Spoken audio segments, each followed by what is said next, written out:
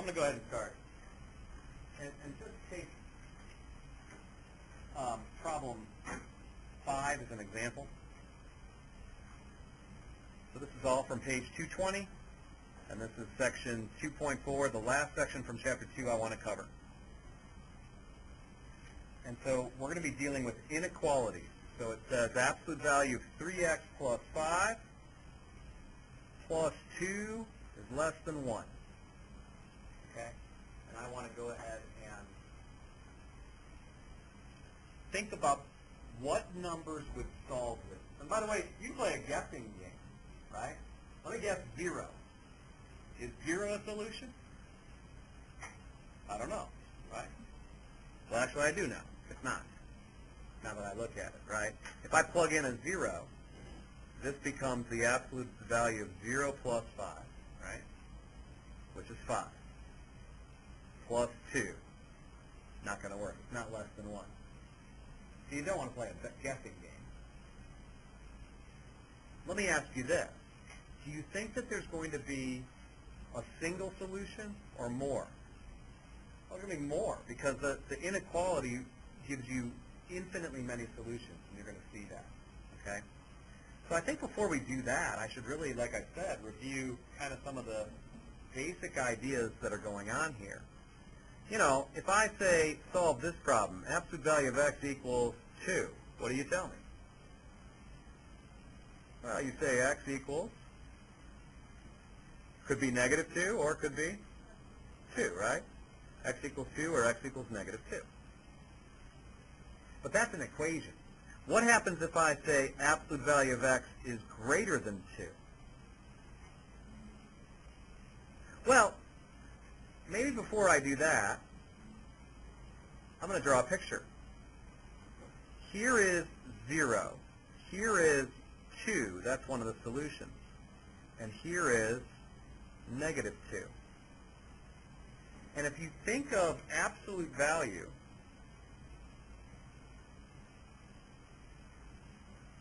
as distance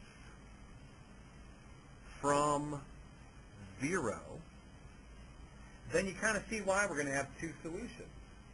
Because 2 and negative 2 are both 2 away from 0. It's the same distance from 0.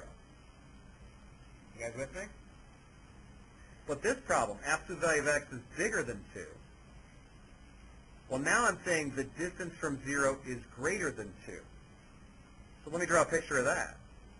Give me a number that's a solution. 4, sure. 4 is a solution because that's more than 2 away. Can I have another one? Negative 4 is a solution. There's a lot of solutions, right? Negative 3 is a solution. Matter of fact, negative 2 is not a solution, but as soon as you move slightly to this side, you are farther away. You guys see that? As soon as I move slightly to the side of 2, I'm farther away. So the answer to absolute value of x is bigger than 2 looks like this. Now how do I capture it? Here's what I do. I break it into cases. And the cases are x is bigger than 2 or negative x is bigger than 2. But wait a minute, we don't want negative x. What we'd really like is x. So what do I do to both sides? You want to multiply by negative 1. So this becomes negative 2. But do you remember a little rule that you may have learned? When you multiply both by a negative, right, then what happens? You got to switch that little sign in there. And that's why we get less than negative 2. See it? Or we get greater than 2. Now I'm going to play one last game with review kind of stuff. What if I give you the absolute value of x is less than or equal to 2? What if I give you that? That says the distance from 0 is what? Distance from 0 is less than or equal to 2, right? So what's the picture look like? Well, here's 0. how far do I want to go out in each direction? You want to go out to 2, right?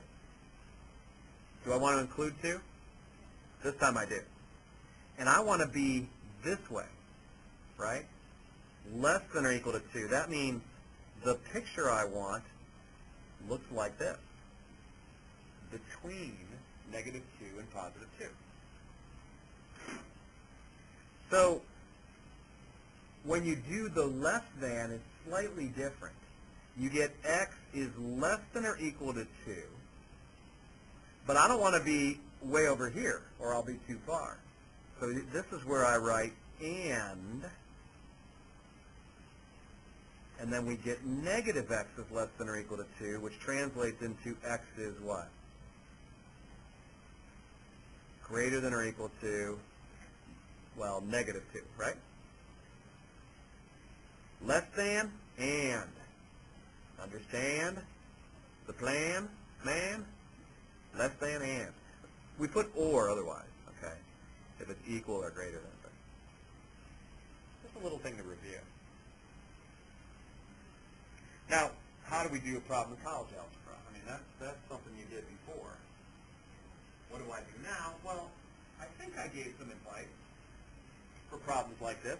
The first thing I'm going to encourage you to do is isolate the absolute value. What's that mean? Get it? By itself. So what would you do to both sides here? Subtract 2. Okay, let's do that.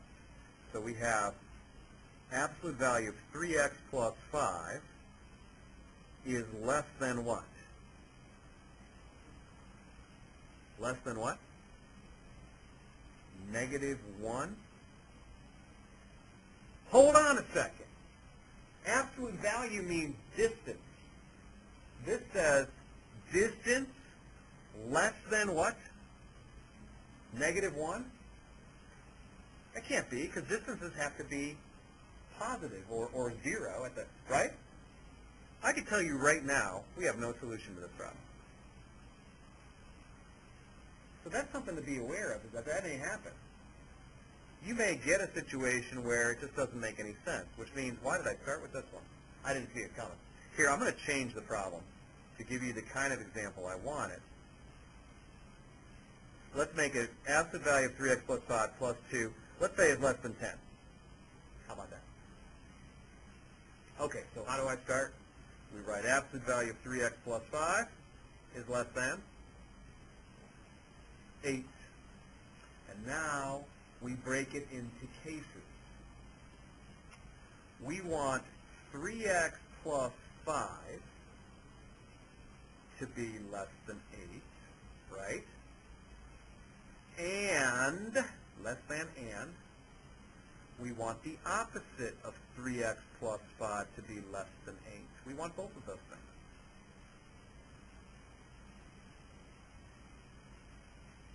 Now again, that's 3x plus 5 is less than 8, and 3x plus 5 is, what am I going to write here? Greater than negative 8. Very good. And now you just have two inequalities to solve separately, and then I'll graph the solution set. We'll see what it looks like on the number line. Here I get 3x is less than 3, so x is less than 1. And here I get 3x is greater than negative 13, so x is greater than negative 13 thirds. That's a little more than negative 4. So if I want to draw the picture, here's 0. Here's 1. I'll put an open circle around 1. Let's see, negative 1, negative 2, negative 3, negative 4. Out here's negative 5. Somewhere around here is negative 13 thirds, and I would shade what's in between.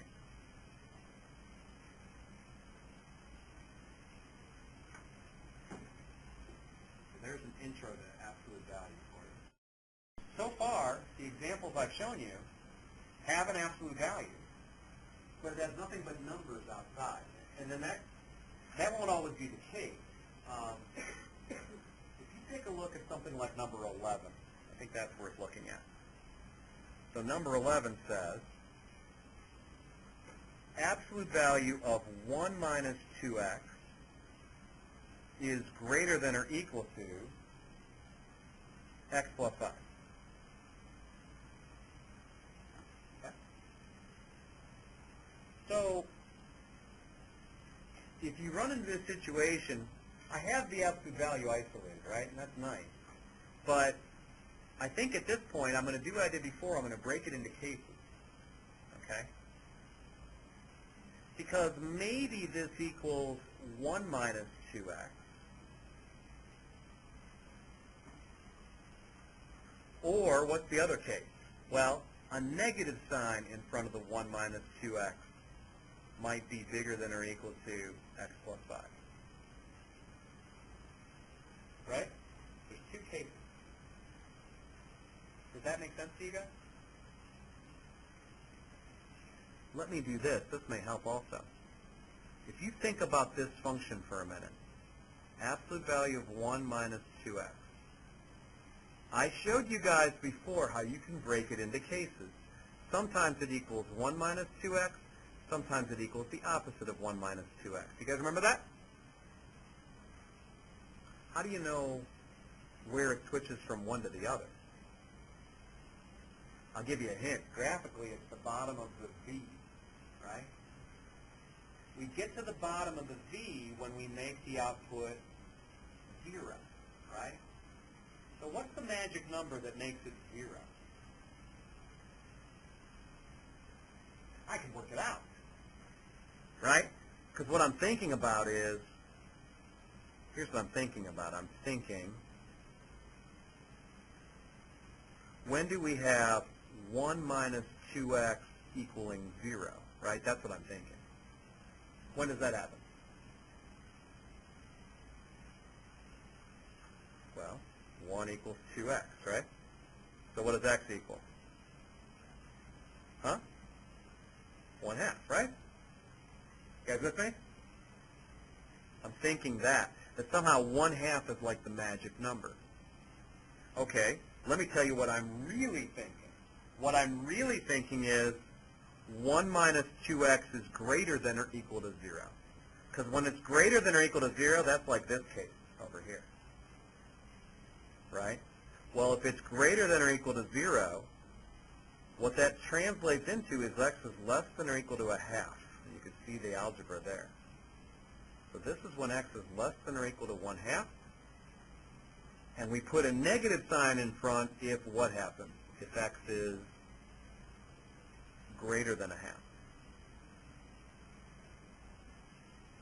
If this is unclear to you, I'm going to pause for a second. I'd like you to write down what I wrote when I said I'm thinking, and write down the two cases, because I think that's key to understanding this. We're going to be in this column when x is less than or equal to 1/2. And we're going to be in this column if x is greater than 1/2. And I'm going to pause for a second to take questions. So then, to finish it up, we have to solve each inequality separately. So I would write 1 is greater than or equal to 3x plus 5, right? And I would write 3x is less than or equal to, I guess, negative 4, right? And I would write x is less than or equal to negative 4/3. So if it were me, I would turn it around and write it this way. I always like having the x on this side so that I can kind of see what I'm thinking about. And by the way, you want to take a look at what you were starting with. And I'll say this is okay. What I mean by that is, if you pick a number smaller than negative 4/3, will it be less than 1/2? Yes. But suppose you got to the bottom and it said x is bigger than 10. Well, that'd be stupid because it says here x has to be smaller than 1/2, right? That'd be a no solution situation. So you want to check. Let's go to the other case and see what happens. Oh, what would you do first if you're going to solve this thing? There's a lot of options. I'm just wondering what you guys would do. Distribute? Okay. Negative 1 plus 2x is bigger than or equal to x plus 5. Now what? I'll bring the x over to the left and just say negative 1 plus x is bigger than or equal to 5. So x is bigger than or equal to what? 6. And again, I check up here. What do I say? I say this is okay too. Because if x is bigger than or equal to 6, it's definitely bigger than a half. You guys with me? So there are solutions that work for both cases. And so what I would do now is graph them. If x is, here's 0. Here's negative 1. If x is smaller than or equal to negative 4/3, I'm in business. If x is bigger than or equal to 6, I also have solutions. And so you could write it this way, or if you want to use the interval notation, you'd say negative infinity to negative 4/3, union, and then here I would say 6 to infinity.